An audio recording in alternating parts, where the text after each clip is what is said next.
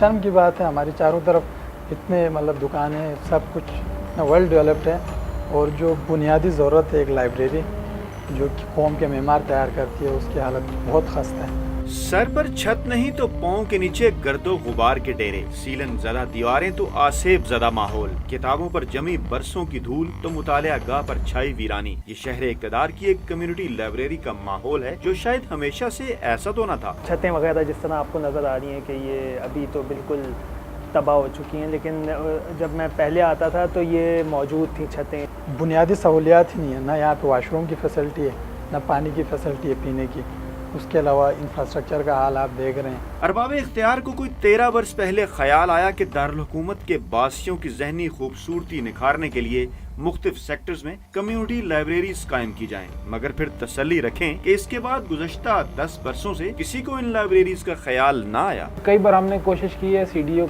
के पास भी गए हम, यहाँ और भी अरबाब इख्तियार जो नेशनल लाइब्रेरी जहाँ से पहले इनका ताल्लुक था, आप सुना है कि उसके साथ नहीं रहा, उनको भी हमने कहा, लेकिन किसी ने नहीं देखा कि इसकी छत उड़ गई हो, इसकी दीवारें टूट गई हैं, किताबें खराब हो रही हैं। कभी किसी ने कहा था कि दुनिया पर सिर्फ किताबें हुकूमत करती हैं। ये बात 2005 में हुक्मरानों को समझ आई तो उन्होंने किताबों की हुकूमत कायम करने के लिए शहर के 6 सेक्टर्स में 6 कम्युनिटी लाइब्रेरीज बनाई, मगर फिर उसके बाद चिरागों में रोशनी न रही।